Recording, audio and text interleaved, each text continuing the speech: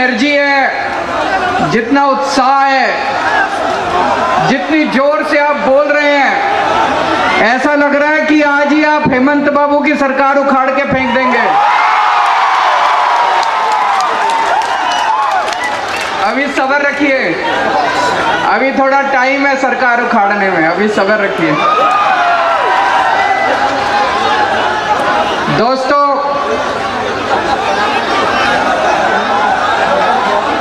असम के ऊपर, असम के एक एक परिवार के ऊपर माँ कामाख्या का बहुत बहुत आशीर्वाद है। सबसे पहले मैं माँ कामाख्या के चरणों में वंदना करता हूँ।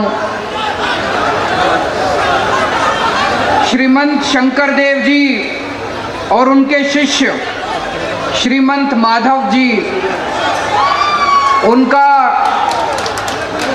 असम के विकास में, असम में बहुत बड़ा योगदान रहा, उनको मैं नमन करता हूं। असम समाज में भाईचारे के साथ हिंदू, मुस्लिम, सिख, ईसाई, सभी धर्म, सभी जाति के लोगों को एक साथ लेके उन लोगों ने असम का विकास किया। ज्योति प्रसाद अग्रवाल जी, विष्णु प्रसाद राभा जी, डॉक्टर भूपेंद्र हजारिका, इन सब लोगों ने पंजाब की असम की संस्कृति, साहित्य, संगीत में अपना बहुत योगदान दिया। इन सब लोगों को मैं अपनी बात रखने के पहले नमन करता हूं। 52 साल तक, 52 ईयर्स, 10 साल आपने असम गण परिषद की सरकार बनाई और पिछले 7 साल से भारतीय जनता पार्टी की सरकार बनाई। कम नहीं होते इतने साल। आपने इनको अपना विश्वास देने में, वोट देने में कोई कसर नहीं छोड़ी, कोई कसर नहीं छोड़ी। लेकिन आज मैं आप लोगों से पूछना चाहता हूं, आपको बदले में क्या मिला? इतने साल आपने इन लोगों को वोट दिया, कांग्रेस को वोट दिया, असम गण परिषद को वोट दिया, भारतीय जनता पार्टी को वोट दिया। इन पार्टियों ने आपको क्या दिया? धोखा दिया। जिसको मौका मिला उसने लूट लिया, जिसको मौका मिला उसने लूट लिया। लूटा कि नहीं लूटा? हार के, इन पार्टियों से तंग आके आज 3.5 करोड़ असम के लोगों ने हम लोगों को न्योता दिया असम आने के लिए। मैं आप सब असम के लोगों का बहुत बहुत आभारी हूं। आपने इतना प्यार, इतने मान, इतने सम्मान के साथ मुझे, भगवंत मान साहब को, आम आदमी पार्टी के लोगों को असम में बुलाया। 2016 में हेमंत बाबू की सरकार बनी थी।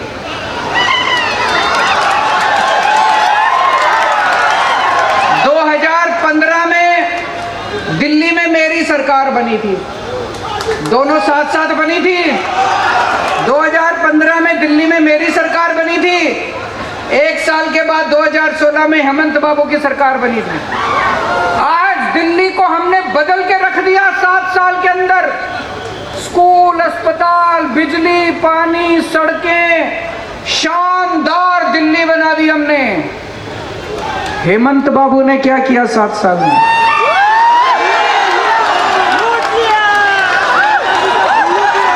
हेमंत बाबू ने कुछ नहीं किया, केवल गंदी राजनीति करी, गंदी पॉलिटिक्स की उन्होंने। अभी आज मेरे को असम आना था, 2 दिन से धमकी दे रहे हैं हेमंत बाबू टीवी चैनल के ऊपर। 2 दिन से धमकी दे रहे हैं, केजरीवाल आएगा मैं जेल में डाल दूंगा। ये क्या है यार?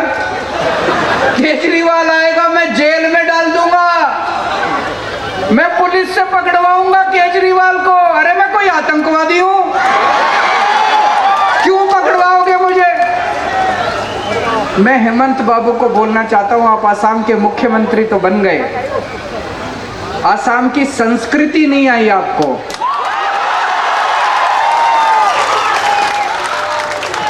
असम के लोग बहुत अच्छे हैं, असम के लोग बहुत प्यारे हैं। असम के लोग अपने अतिथि का स्वागत करते हैं। असम के लोग अतिथि आता है तो अपने घर ले जाके खाना खिलाते हैं, चाय पिलाते हैं, आगभगत करते हैं। असम के लोग जेल भेजने की धमकी नहीं देते। तो मैं हेमंत बाबू से निवेदन करता हूं, आप मुख्यमंत्री बन गए, थोड़ी सी असम की संस्कृति सीख लीजिए आप। और आज इस मंच से मैं हेमंत बाबू को आमंत्रण देता हूं कि जब दिल्ली आए तो मेरे घर चाय पीने के लिए आइएगा। अगर समय मिले तो थोड़ा खाना खाने के लिए भी आइएगा। मैं आपको दिल्ली घुमाऊंगा अपनी गाड़ी में। आपने तो 7 साल में कुछ नहीं किया, मैं आपको दिखाऊंगा दिल्ली में हमने कितने शानदार स्कूल बना दिए। मैं आपको दिखाऊंगा दिल्ली में कितने शानदार मोहल्ला क्लिनिक बना दिए, अस्पताल बना दिए। तो हेमंत बाबू को आज मैं आमंत्रित करता हूं। आज मैं यहाँ पे आने के पहले मैं कई असम के गुवाहाटी के युवाओं से मिला। आज इतनी बेरोजगारी है, इतनी बेरोजगारी है असम के अंदर, है कि नहीं है? जो पढ़े लिखे हैं वो भी बेरोजगार घूम रहे हैं, जो कम पढ़े लिखे हैं वो भी बेरोजगार घूम रहे हैं। एक एक युवा चीख चीख के कह रहा है कि मेरे को रोजगार चाहिए, मेरे को रोजगार चाहिए, मेरे को रोजगार चाहिए। हेमंत बाबू के पास टाइम नहीं है उनकी चीख सुनने का। हेमंत बाबू ने पिछले चुनाव के पहले बोला था हम बेरोजगारी दूर करेंगे। बेरोजगारी दूर हुई? सरकार कहती है 25 लाख बेरोजगार हैं असम के अंदर। 25 लाख नहीं है, कम से कम 50 लाख से ज्यादा बेरोजगार है असम के अंदर। लेकिन क्या किया इन्होंने बेरोजगारी दूर करने के लिए? कुछ नहीं किया इन्होंने। इनसे तो पेपर नहीं होते, पेपर करते हैं, पेपर लीक हो जाते हैं इनके। पेपर लीक इनसे। जिस सरकार से पेपर नहीं होते वो क्या सरकार चलाएंगे? जिनसे पेपर नहीं होते, एक छोटी सी चीज पेपर नहीं होते, वो क्या सरकार चलाएंगे? दिल्ली में मेरी 8 साल से सरकार है, मान साहब की पिछले 1 साल से सरकार है। दिल्ली में तो पेपर लीक नहीं हुए आज तक एक भी। पेपर लीक क्यों होते हैं? कोई ना कोई अंदर बैठ के मिला हुआ है कि नहीं है? कोई ना कोई अंदर पेपर बेच रहा है। पेपर ऐसे ही थोड़ी लीक हो जाता है कि उड़ के चला गया बाहर। पेपर लीक होता है क्योंकि कोई पेपर बेच रहा है, कोई आपके बच्चों का भविष्य बेच रहा है। किसी को सजा मिली आज तक?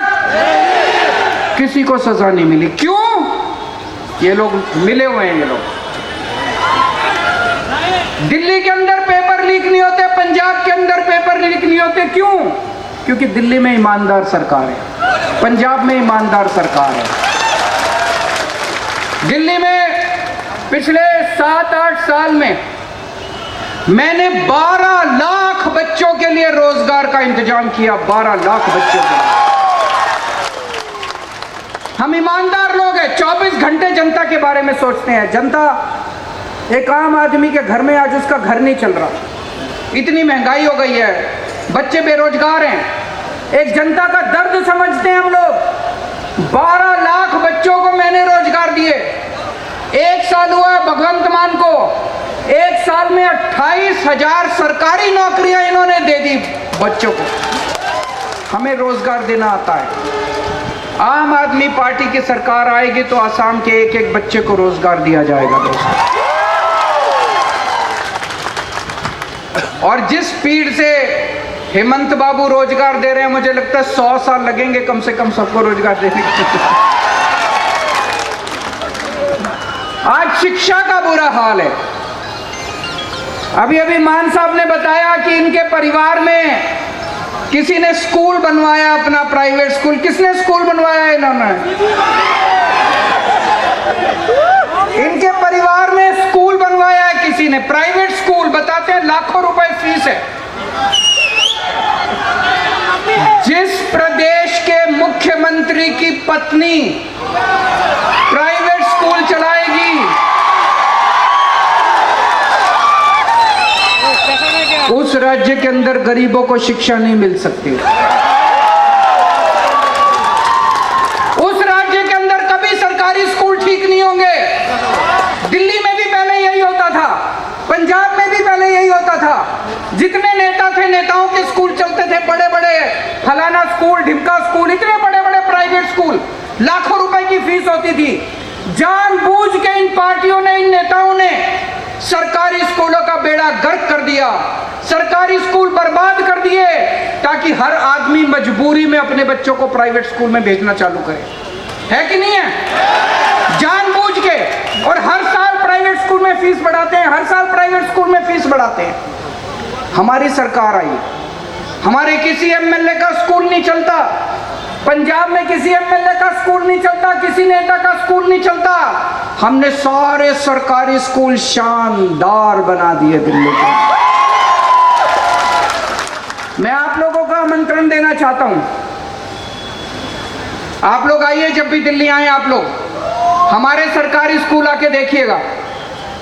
सरकारी स्कूल, एक बार दिल्ली के सरकारी स्कूल देखना, कितने शानदार सरकारी स्कूल बन गए। अब दिल्ली के अंदर पिछले साल 12वीं के नतीजे 99.7% नतीजे दिल्ली के सरकारी स्कूलों के आए।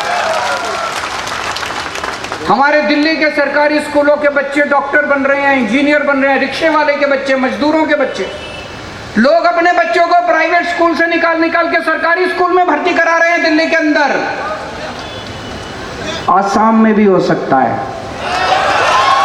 चाबी आपके हाथ में, आपको बटन दबाना है, झाड़ू का बटन दबाओगे तो आपके बच्चों का भविष्य बन जाएगा।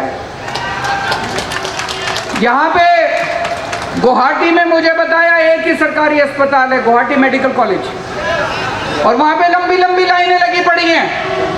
पूरे आसाम के अंदर जितने सरकारी अस्पताल हैं, डिस्पेंसरी है, सबका बुरा हाल है। मशीनें काम नहीं करती, छतें टूटी पड़ी हैं, दवाइयां मिलती नहीं हैं, टेस्ट होते नहीं हैं। दिल्ली के अंदर भी पहले यही हाल था। आज दिल्ली के सरकारी अस्पताल सारे एयर कंडीशनड अस्पताल कर दिए हम लोगों ने। सारी दवाइयां मिलती हैं, सारे टेस्ट होते हैं, सारी मशीनें काम करती है। गली गली के अंदर मोहल्ला क्लिनिक खुलवा दिए। अब आप चाहे अमीर हो या गरीब हो, अगर आपके घर में कोई बीमार होता है, दिल्ली में उसका सारा इलाज मुफ्त होता है, उसकी दवाइयां भी मुफ्त, उसके टेस्ट भी मुफ्त। उसके आसाम में भी हो सकता है। चाबी आपके हाथ में है, आपको झाड़ू का बटन दबाना है, आपके सारे अस्पताल शानदार बन जाएंगे। आपको अपने घर के लोगों का इलाज कराने की चिंता करने की जरूरत नहीं पड़ेगी, कोई खर्चा देने की जरूरत नहीं पड़ेगी। मैंने सुना यहाँ पे बिजली बहुत महंगी है कि नहीं है?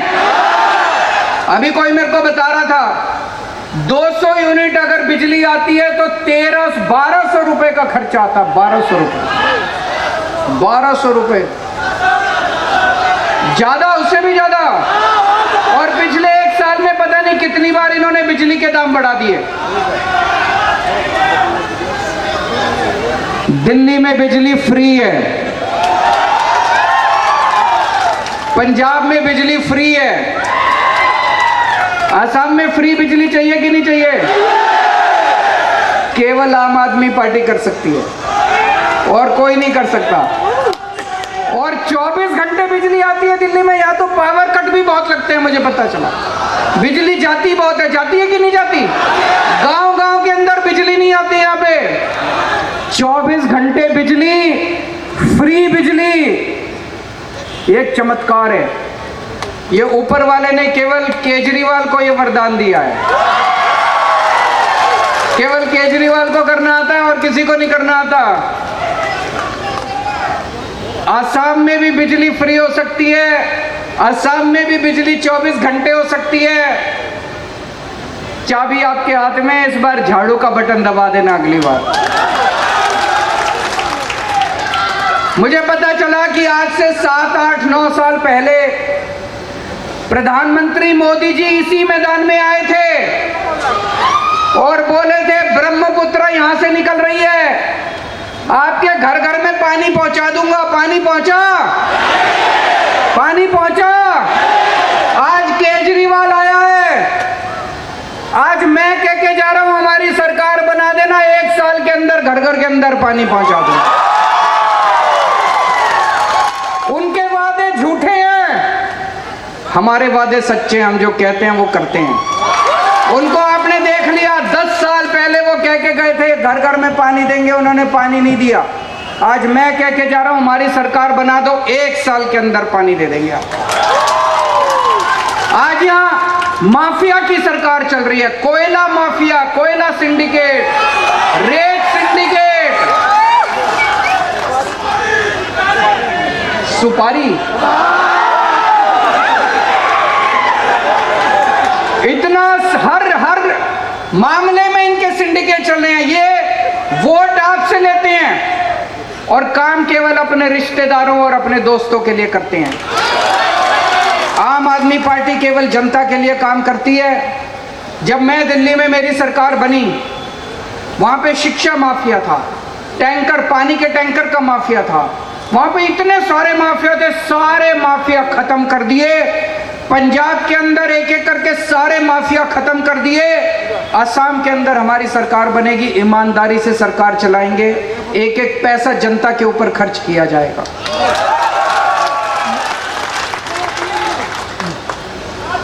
मैं देख रहा था कि असम का बजट 3.25 लाख करोड़ रुपए का बजट है असम का। मतलब हर साल असम सरकार आपके ऊपर 3.25 लाख करोड़ रुपए खर्च करती है। इतना सारा पैसा कहां जाता है ये पैसा?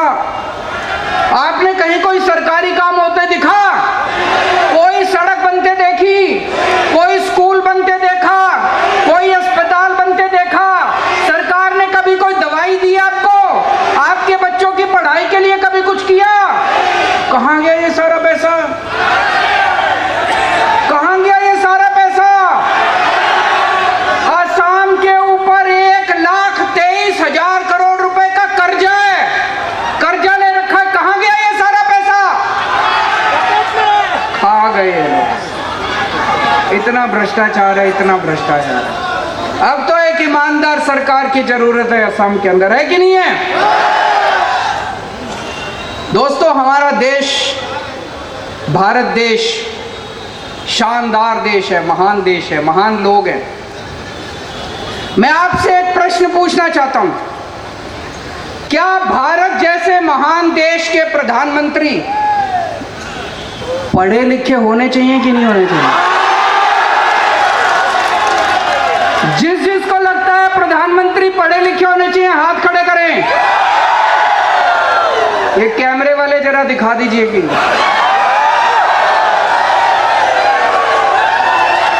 जिसको लगता है कि अनपढ़ प्रधानमंत्री ठीक है, कोई बात नहीं, वो हाथ खड़े करो। भारत जैसे देश के प्रधानमंत्री पढ़े लिखे होने चाहिए। आज 21वीं सदी का भारत है, 21वीं सदी का युवा एस्पिरेशनल युवा है। वो विज्ञान में विश्वास करता है, वो साइंस में, टेक्नोलॉजी में विश्वास करता है, वो अपने लिए रोजगार चाहता है, वो भारत की तरक्की चाहता है। भारत की तरक्की कौन कर सकता है? एक पढ़ा लिखा आदमी कर सकता है। कम पढ़ा लिखा और अनपढ़ आदमी तरक्की नहीं कर सकता। मैंने प्रधानमंत्री जी का एक स्पीच सुना था, कई स्पीच है उनकी, उसमें वो कहते हैं कि मैं केवल गांव के स्कूल में गया था, उसके बाद मेरी कोई शिक्षा नहीं हुई। हमारा देश बहुत गरीब देश है।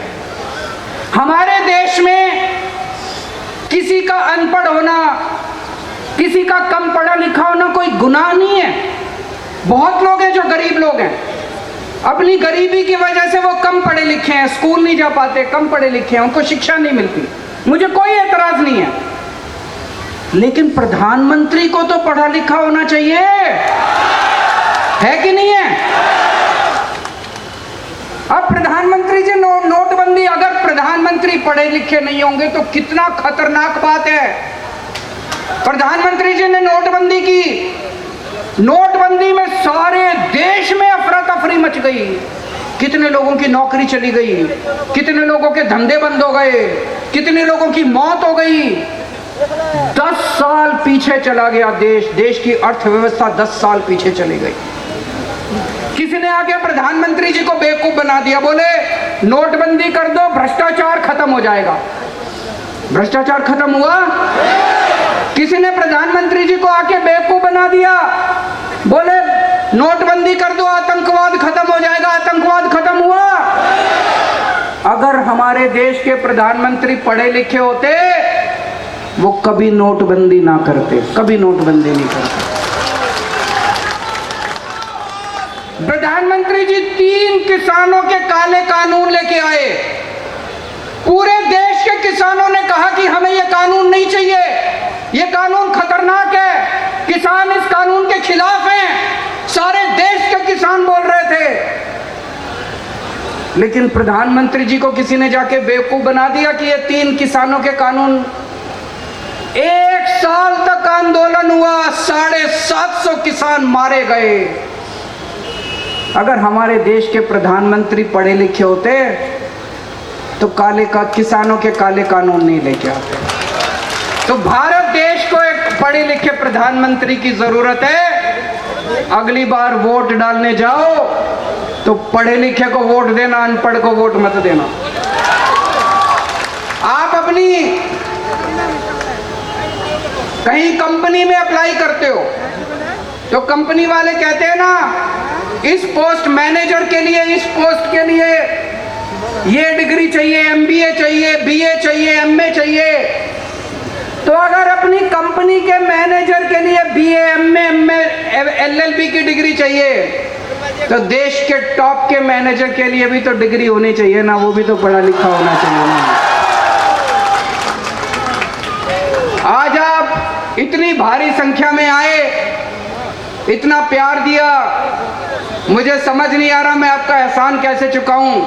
पर अब मेरा आना जाना लगा रहेगा आसाम में, और फिर से मैं आसाम के सभी लोगों को प्रणाम करता हूं। जय आई अखोम।